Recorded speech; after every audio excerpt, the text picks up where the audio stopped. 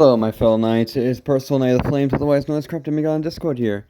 And as promised, today, the winner of the poll will be getting its own video. We will be tackling how powerful is Jedi Knight Anakin Skywalker, starting with Attack of the Clones. Before I get to the Yoda supremacy crap, let's go over why Anakin is more powerful than even Darth Maul.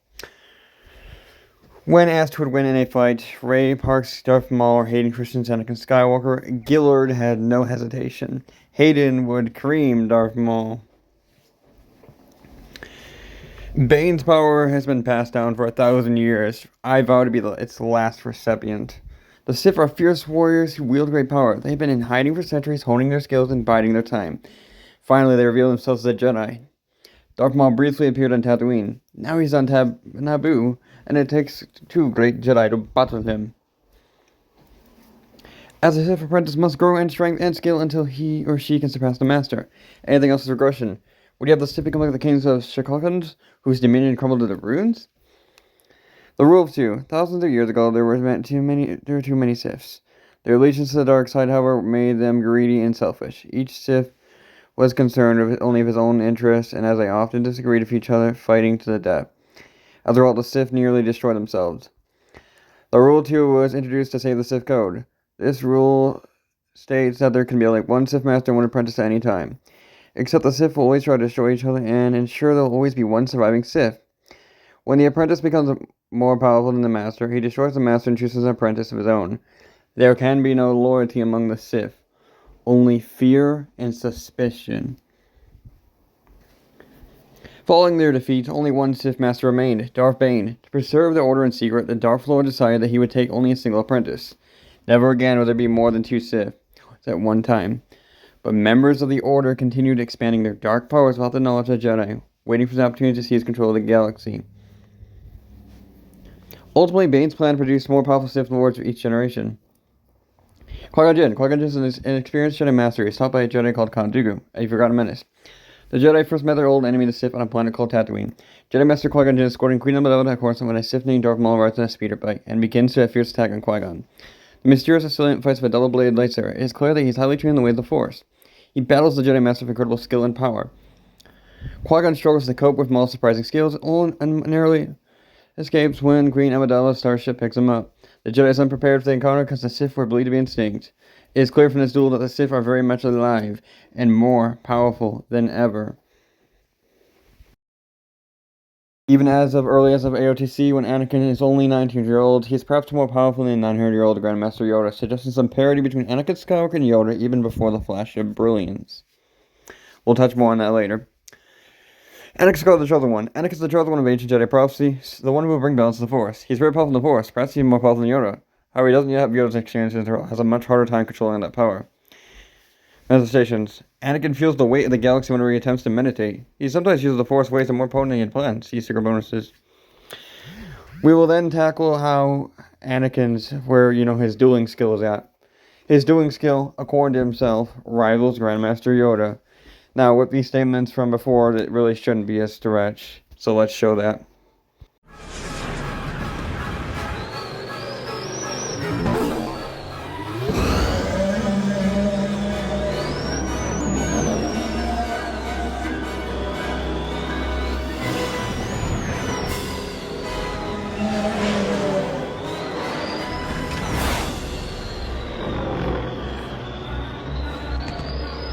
Took us so long? Oh, you know, Master. I couldn't find a speeder that I really liked. There he is. With the open cockpit and the right speed capabilities. You spent as much time practicing your saber techniques as you do your wit you would rival Master Yoda as a swordsman. I thought I already did. Only in your mind, my better young apprentice. I'd like to touch upon real quick before we, address the scans. Is that Kenobi is an unreliable narrator. This is proven by feeds and statements Anakin has given around this time. Let's read this issue now. That's brave of you, boy. Foolish, but foolish. I would have thought you'd learned your lesson. I'm a slow learner. You have unusual powers during battle, but not enough to save you this time. Don't bet on it. Anakin is tossed a second blade, and as he's tossed his second blade, he seems to hold his own, and he even seems to have the edge right here, in that he only loses because of combat experience. Dooku tricks him, it seems like, weakening his defense and Force Aug right here. Armed with both his and his master's lightsabers, young Skywalker attacks a fresh resolve. Dooku is driven back under the young Jedi's vicious offensive. Anak's confidence grows as Dooku appears to weaken. Then, with a singular expert move, Dooku evens the battle. So, how impressive is this? Well, Dooku is an equal to Yoda per George Lucas himself. Let's show that. This is what we've been waiting for. After Anakin is defeated and Yoda comes, I took a completely different route with this sword fight.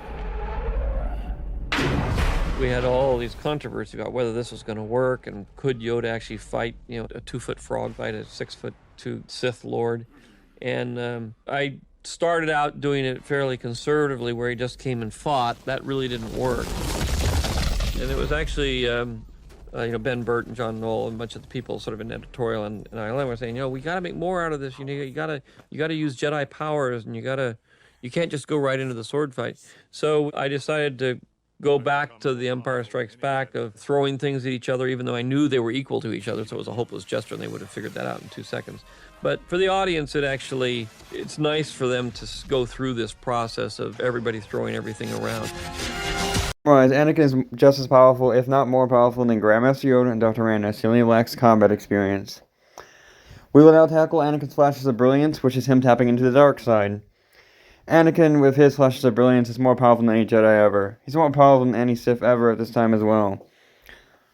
He is so powerful that his rage summons Qui-Gon Jinn from the netherworld of the Force. Let's show that. Deep in his meditations, peering through the dark side, Master Yoda felt a sudden surge of anger, of outrage beyond control. The diminutive master's eyes popped open wide at the overwhelming strength of that rage. And then he heard a voice, a familiar voice, crying, "No, no, Anakin, no, don't, no!" It was Qui-Gon. Yoda knew that it was Qui-Gon, but Qui-Gon was dead, had become one with the Force. One could not retain consciousness and sense of self in that state. One could not speak from beyond the grave. But Yoda had heard the ghostly call, and in his deep meditative state, his thoughts focused as precisely as they had ever been.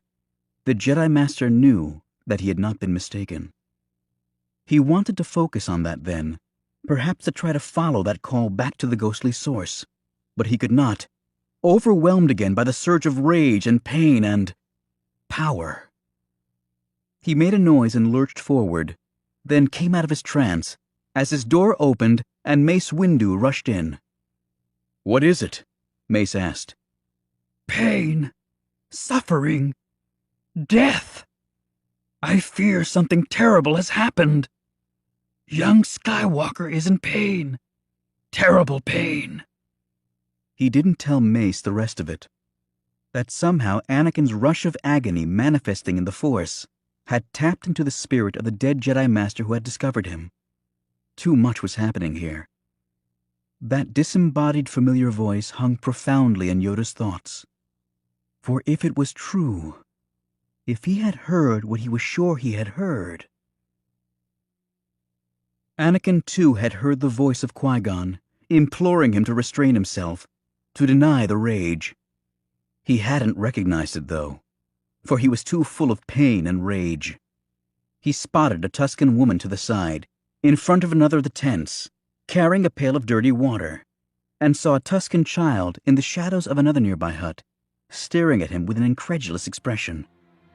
Then he was moving, though he was hardly aware of his actions. His blade flashed and he ran on.